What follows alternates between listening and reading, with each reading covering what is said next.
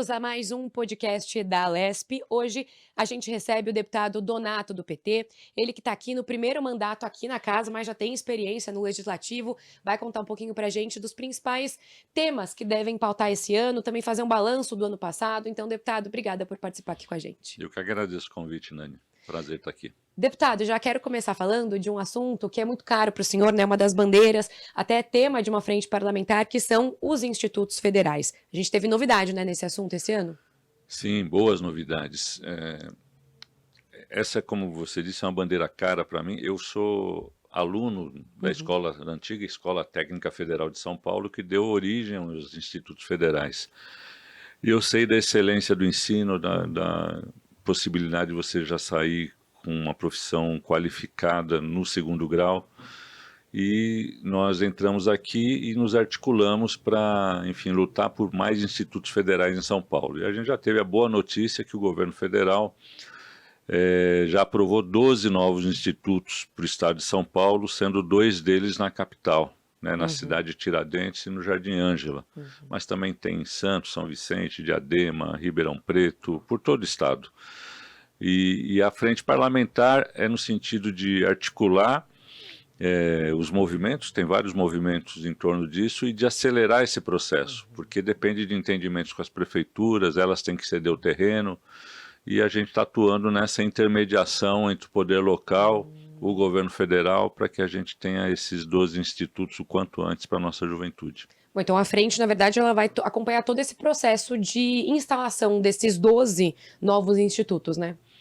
Exatamente. Quando a gente montou a frente, ainda não tinha um anúncio dos 12 novos institutos, mas existia uma expectativa de que a gente teria novos institutos e, portanto, em algumas regiões tinha uma articulação de movimentos, né, no Jardim Ângela, na cidade de Tiradentes, em Santos, brigando para que seja na região noroeste, que é a região mais periférica de Santos, em São Vicente para que seja na região continental, que também é a mais pobre de São Vicente. Então, a gente está procurando acompanhar esses movimentos e com o anúncio do governo federal do presidente Lula, agora se trata de acompanhar a implantação, né? Então, esse é o papel da frente e a gente está trabalhando bastante para isso. Bom, e teve nesse processo aí, né, nesse início aí de mandato, de legislatura, já tiveram uma série de projetos que o senhor apresentou. Eu vou destacar um deles aqui, que é o 7 de 2024, já um projeto novo agora desse ano mesmo, que fala sobre a tributação sobre a herança. Então, o que ele propõe? A reforma tributária que ocorreu em Brasília permitiu que no imposto sobre heranças e doações, que é o ITCMD, você possa ter progressividade. Não é que você possa ter, você deve ter progressividade. É uma obrigação legal. E o Estado de São Paulo tem um imposto fixo de 4% sobre heranças e doações. E nós estamos propondo uma progressividade que diminua o imposto para as menores transferências e doações, né? E aumente o imposto para os bilionários. Então, nós estamos fazendo várias faixas de alíquota, né, de 1% até 8%, que é o máximo permitido por lei, mas a gente vai ter redução do imposto em 98% dos casos, pegando a amostra do ano passado, né? Porque a maioria das transações são de até 10 mil reais, até 50 mil reais, e a gente está taxando mais fortemente a partir de 5 milhões de reais.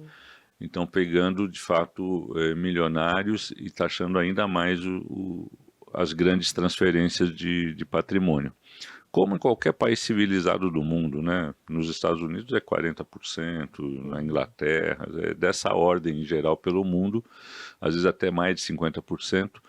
E isso permite que a gente faça justiça fiscal, né? Os mais pobres paguem menos e os mais ricos paguem mais.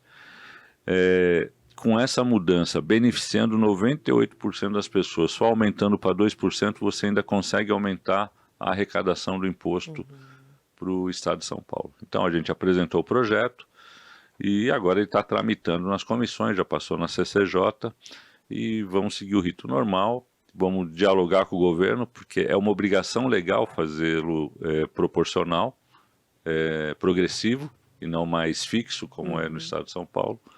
Então, a gente espera fazer esse debate sobre justiça fiscal no estado de São Paulo, porque o problema da estrutura fiscal brasileira é que ela tributa muito consumo e pouco a renda e a propriedade.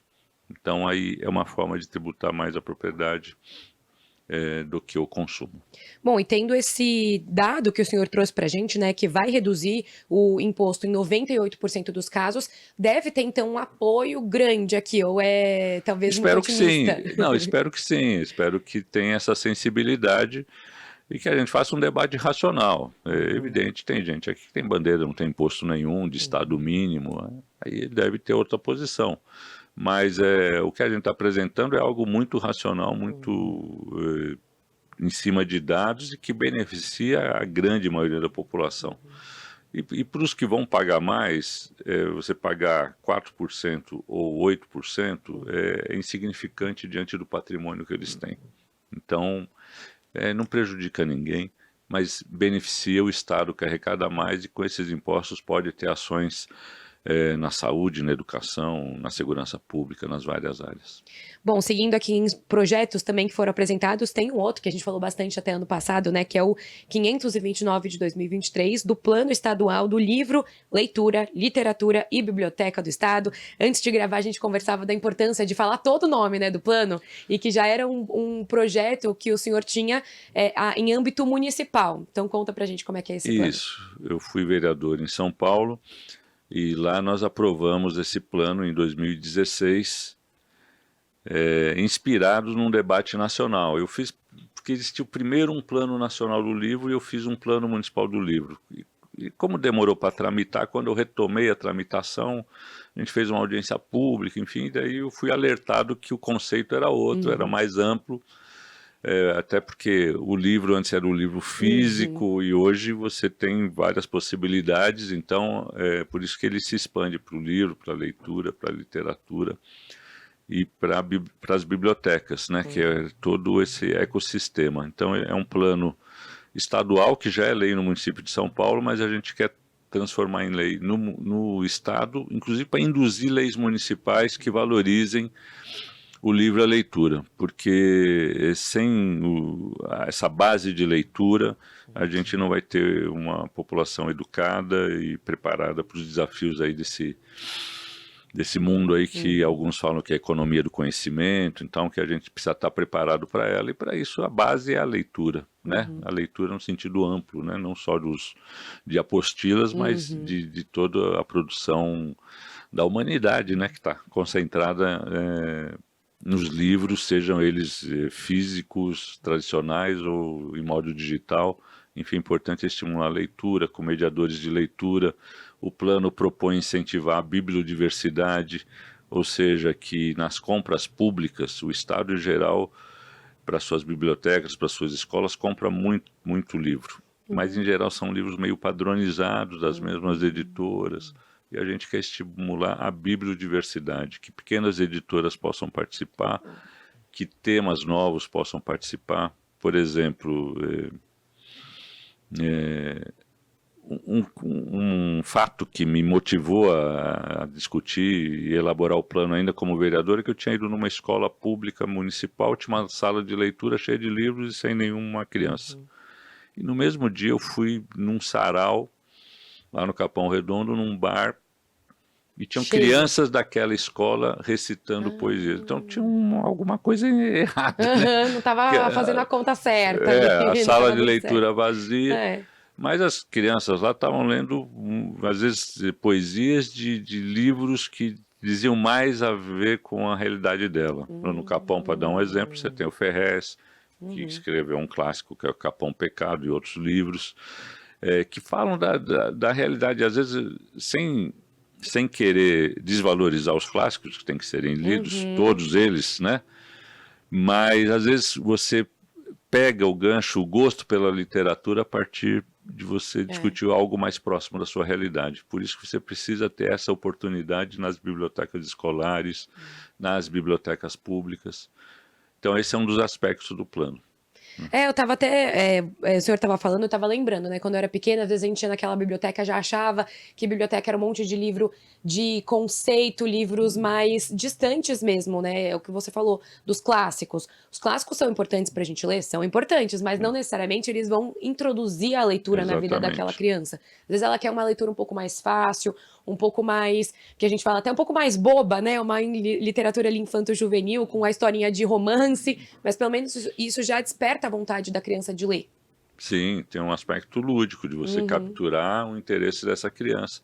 E aí tem várias formas, e uma delas é a mediação de leitura, que as escolas muitas vezes não têm condições de fazer. Né? Você ter profissionais que estimulem a leitura, que orientem o estudante. Eu também, quando estava no ginásio, estudava numa escola estadual e tinha uma pequena biblioteca, você ia lá e catava um livro sem orientação Acabou, nenhuma. Se você pegasse um livro que você gostasse, ótimo. Se você pegasse algum que você não gostasse, talvez você pegasse uma aversão à leitura. Então, você precisa ter uma orientação.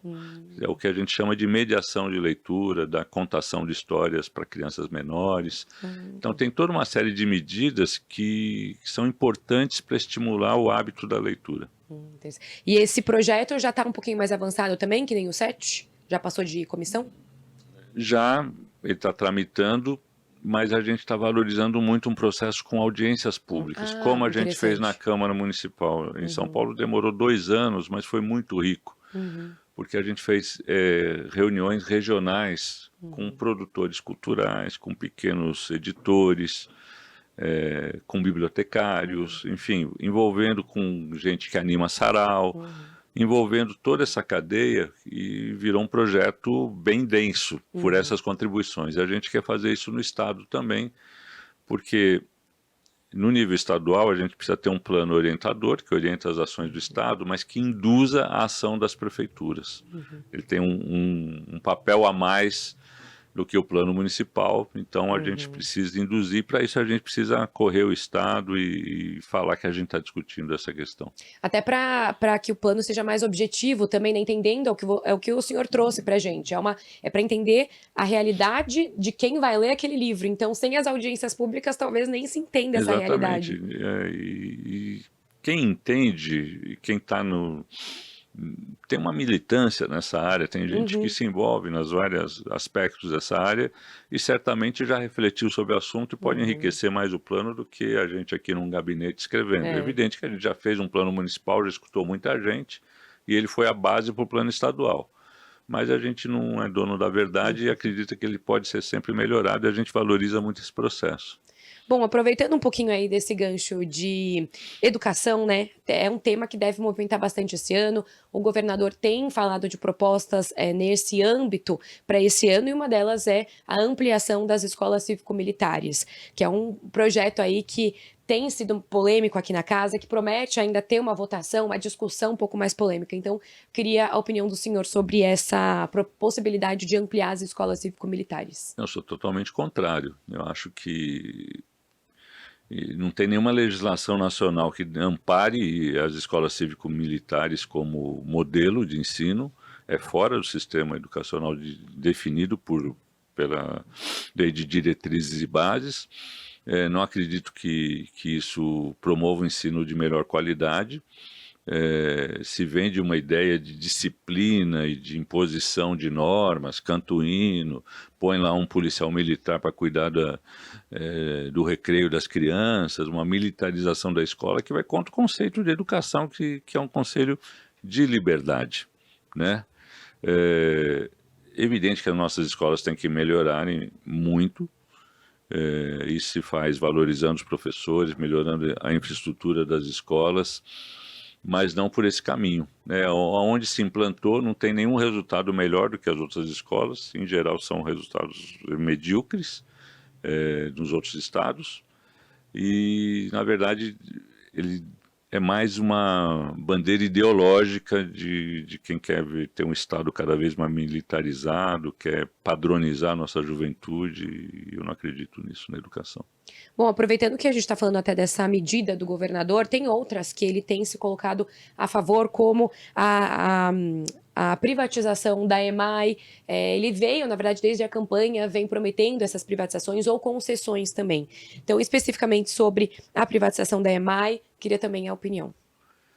Eu já comecei a chamar o governador Tarcísio de Freitas de vendedor Tarcísio de Freitas, porque é a única pauta do governo dele, né, que avançou, né, uma obsessão por vender o patrimônio público. Eu não tenho nenhum tabu de discutir a venda de um ou outro ativo.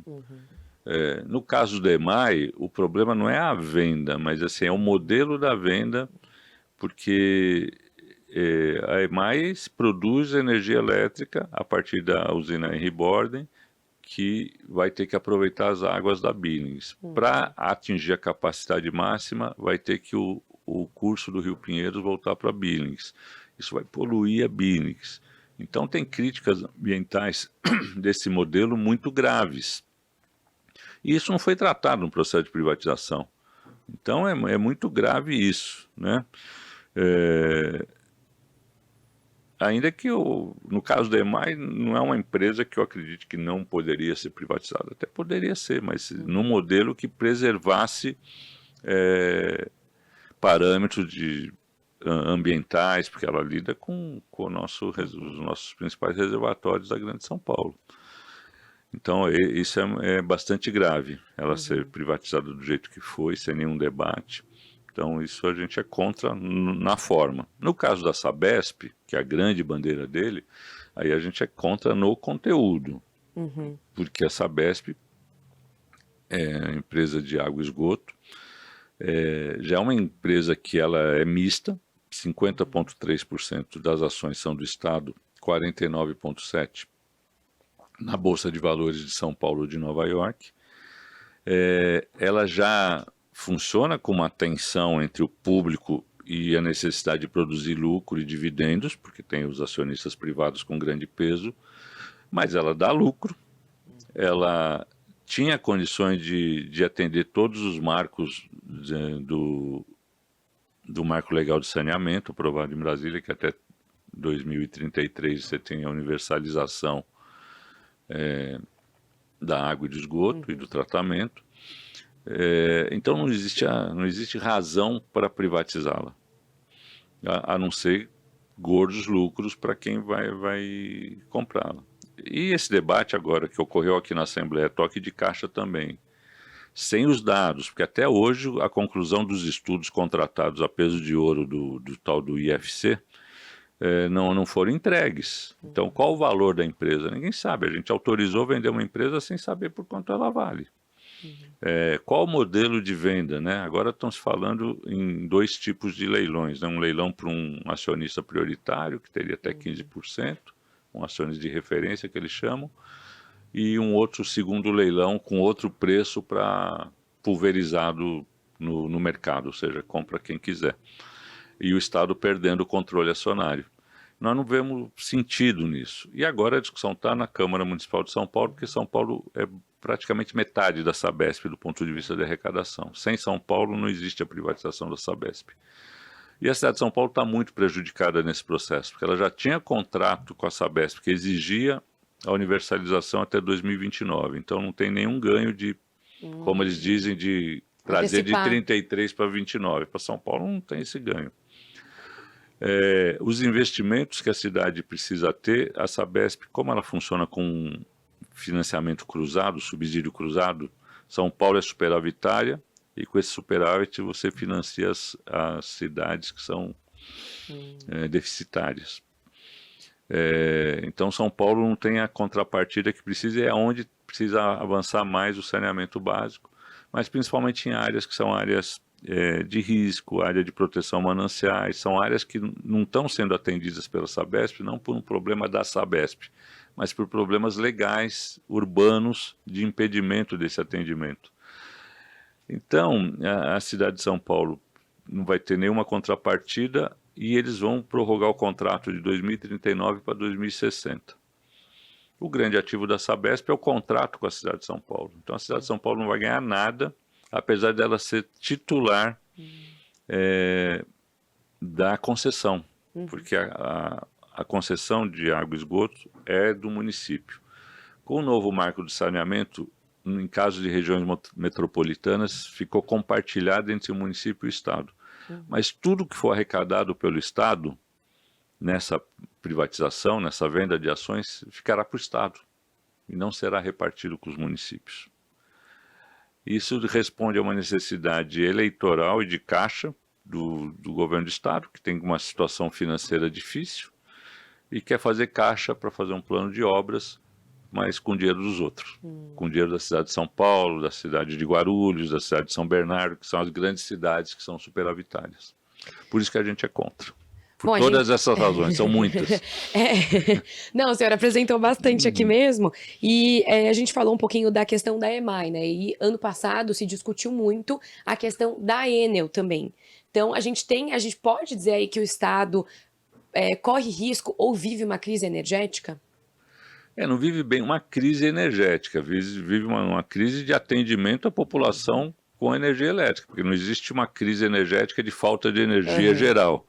O que existe é uma péssima concessionária com péssimos serviços.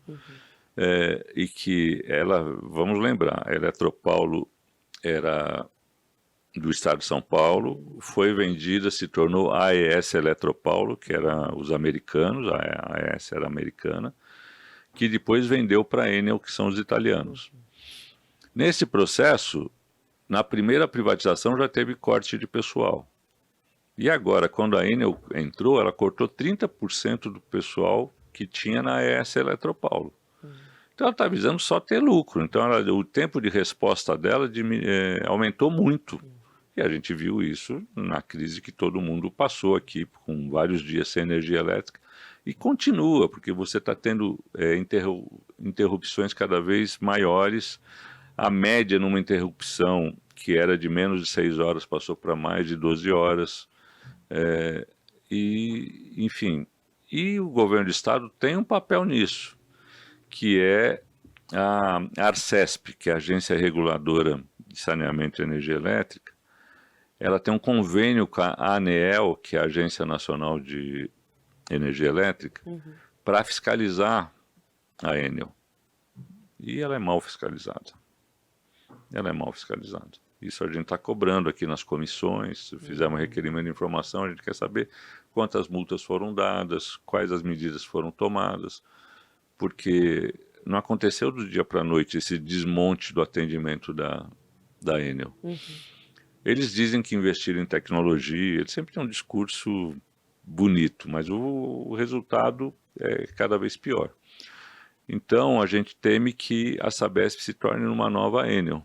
Né, que o lucro vire o objetivo principal e não o atendimento público. E provavelmente a Sabesp, se for privatizada, vai ser com fundos internacionais, a gente não sabe ainda quem que vai comprar a Sabesp. No caso da Enel, a matriz está na Itália. Não tem que ir para Roma para reclamar, né?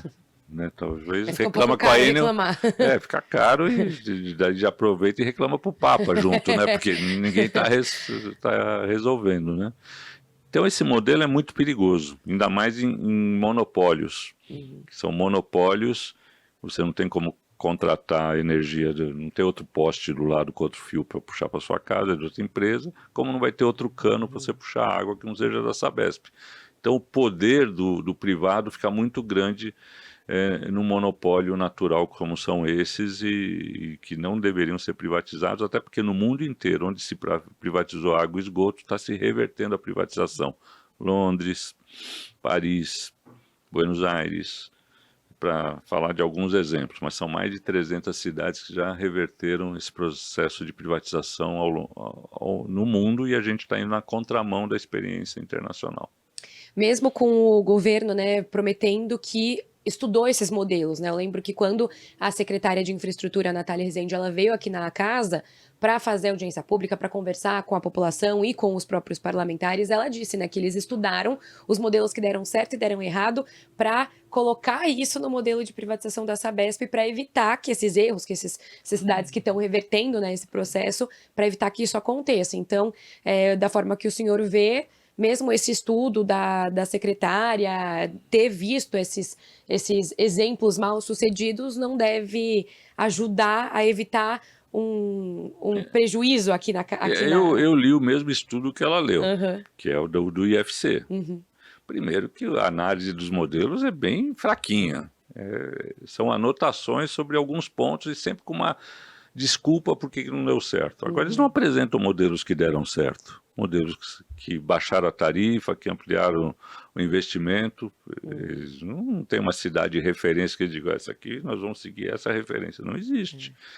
Então, eu acho que é mais uma postura quase religiosa de achar que a privatização sempre é melhor. E é religiosa, porque como eles não demonstram, é uma questão de fé, né? Então, por isso que é religiosa. Então, eu não consigo entender, porque os argumentos racionais foram colocados, a gente trouxe técnicos, trouxe o pessoal da Sabesp que estuda, e simplesmente são ignorados esses argumentos, e sempre com essa ideia de alguma manobra, vamos baixar a conta de água dos mais pobres, mas é com um fundo das ações que vai acabar um dia, então não é sustentável. Até do ponto de vista dos neoliberais aí, você nunca usa dinheiro de venda para custeio. Você usa para investimento, porque o dinheiro da venda vai acabar uma hora, então ele não pode ser usado para custeio, porque o custeio permanece no tempo. Então tem muitos furos no modelo, muitos furos. E a gente espera que a Câmara Municipal, que a Justiça, de alguma forma, barre esse processo, porque ele está sendo... num afogadilho, sem o debate com a sociedade. A sociedade é contra. Pesquisa recente, Datafolha, outra pesquisa, que eu vi uma pesquisa da Quest, de 50% a 60% dos paulistas, e no caso dos paulistanos mais ainda, são contra a privatização da Sabesp. Então, é algo que a população é contra, porque está tendo a experiência da Enel, e está vendo o que é esse modelo de privatização. Bom, tem também um desejo aí, né, de fazer concessão de estradas e também da linha azul do metrô. Também o senhor acredita que... O senhor falou que não tem tabu, né, de discutir essa possibilidade de que a iniciativa privada ela entre também em algumas decisões do governo, não decisões, mas algumas funções, atividades. Nesse caso, o senhor acha que existe algum modelo que pode ser benéfico ou também, de qualquer forma, só tende a ser ruim para a sociedade? Não, as concessões, boa parte das estradas em São Paulo são concessionadas. O problema da concessão é a equação pedágio e benefício da estrada, que a gente entende que ela é muito beneficiária para a concessionária, né? Tem um desequilíbrio, né? Se a gente pegar o pedágio da Imigrantes, nem sei quanto está hoje, mas deve estar mais de R$30, né? Era mais de 30. E a gente vê que a taxa interna de retorno do investimento era de 26%, quando se pratica no máximo 10% de taxa interna de retorno. Então você tem um super ganho. Então, no caso das concessões, a gente precisa discutir esse modelo. E isso não está sendo discutido, né? Simplesmente vai se fazendo concessões, faz uma audiência pública meio de araque, não se debate a fundo essas questões e vai passando para a iniciativa privada. No caso do metrô, de novo, é um monopólio, né? Aí eu sou contra, porque eu acho que o metrô... Primeiro que o metrô, a Companhia do Metropolitano de São Paulo, presta um serviço de qualidade, mesmo sendo sucateado ao longo dos anos, porque o modelo de privatização no Estado faz com que se remunere mais as linhas privadas do que as linhas públicas. Então a linha 4 do metrô, que a linha 4 é maravilhosa, primeiro que ela é mais nova, segundo que a tarifa lá, a que a concessionária recebe, é muito maior do que o metrô público recebe. Então ele tem um maior retorno. As linha 5, por exemplo, do metrô, que é a Via Mobilidade, e eu moro do lado da linha, já está há 5 anos sob concessão, lá é conhecida como Via Imobilidade. Ela piorou muito, porque tem muitos atrasos, muitas falhas, muitas panes, os investimentos não vieram, e a gente tem um metrô de péssima qualidade ali, que vai do Capão Redondo agora até a Chácara Klabin, né? Principalmente o trecho que é Capão Redondo Santo Amaro, que é um trecho aéreo, mais sujeito a intempéries, que precisa de mais manutenção, de mais investimentos. Esses investimentos não foram feitos, e a população sofre todo dia sem saber que hora chega no seu local de destino por conta esse serviço ruim prestado pela Via Mobilidade. Então, eu acredito que, nesse caso do metrô, é equivocado fazer essa concessão. Bom, a gente falou no início, né, que já passamos aí de um ano da legislatura, da 20ª legislatura. Esse é o seu primeiro mandato aqui na casa. O senhor faz parte de 2 comissões, da Fiscalização e Controle e Transportes e Comunicações, e é coordenador de 2 frentes parlamentares. Uma que a gente já abordou aqui, né, em relação aos institutos federais, Universidade Federal, Hospital Escola Federal, que sejam implementados, né, na zona sul da capital do estado, aqui de São Paulo. E a outra frente parlamentar é pela construção de políticas públicas de fomento, divulgação e apoio à cultura hip hop. Inclusive, sobre esse tema, recentemente se tornou patrimônio cultural imaterial aqui do estado de São Paulo. Então, queria que o senhor contasse um pouquinho das atividades, como é que viu também essa sanção dessa lei, que foi aqui uma proposta da deputada Alice Brandão, né, do PCdoB. Então, e falar um pouquinho desse balanço aí desse primeiro ano. Bom, começando pelo fim, pela frente do hip hop, eu fui procurado, como eu disse, eu moro ali no Campo Limpo, nasci lá, e enfim, a gente tem uma relação com o movimento cultural da periferia, e o rap lá, desde a década de 90, os Racionais, Capão Redondo, ali a gente tem uma relação próxima com eles. Eles me procuraram para que a gente fizesse essa frente parlamentar em função dos 50 anos do hip hop no mundo. 40 anos no Brasil, mas 50 anos no mundo, tem uma celebração mundial desses 50 anos e tem uma série de atividades. E a partir dessa frente a gente procurou a Secretaria de Cultura e tem tido avanços do ponto de vista de uma compreensão da Secretaria de Cultura em relação aos fomentos para o hip hop, a reivindicações ao encontro estadual de hip hop que tinha parado de ser feito e a gente espera que seja retomado. Então tem um diálogo através da frente parlamentar bastante produtivo e eu acho que ela está avançando. À frente das escolas dos institutos federais a gente já se referiu aqui. As comissões, a Comissão de Fiscalização e Controle, infelizmente, não fiscaliza, não controla nada. Ela vê relatórios do passado, é só isso que eu vi até agora, e, enfim, eu tenho que ser absolutamente sincero aqui, né, para vocês e para quem está nos acompanhando. Então, lamento que a postura do governo tenha sido de obstruir essa comissão importante, que é para fiscalizar e controlar o governo, e ela mal se reúne, quando se reúne ela vota relatórios de 4, 5 anos atrás, né? Ela fiscaliza o passado, não tem muito sentido. E a Comissão de Transportes é mais ativa, a gente conseguiu convocar via mobilidade, conseguiu alguns avanços lá, mas com muita dificuldade, porque a base do governo barra qualquer possibilidade de a gente ter um debate melhor, chamando os secretários. E a gente sempre é muito educado e procura estudar os temas para debater, mas mesmo assim a base do governo é avessa esse debate. Então isso dificulta um pouco o nosso trabalho, mas enfim, a gente continua procurando qualquer brecha para poder fazer o que é a nossa função. Quando o eleitor vota, ele escolhe quem vai ser do governo, quem vai ser da oposição. E a oposição é tão legítima quanto o governo.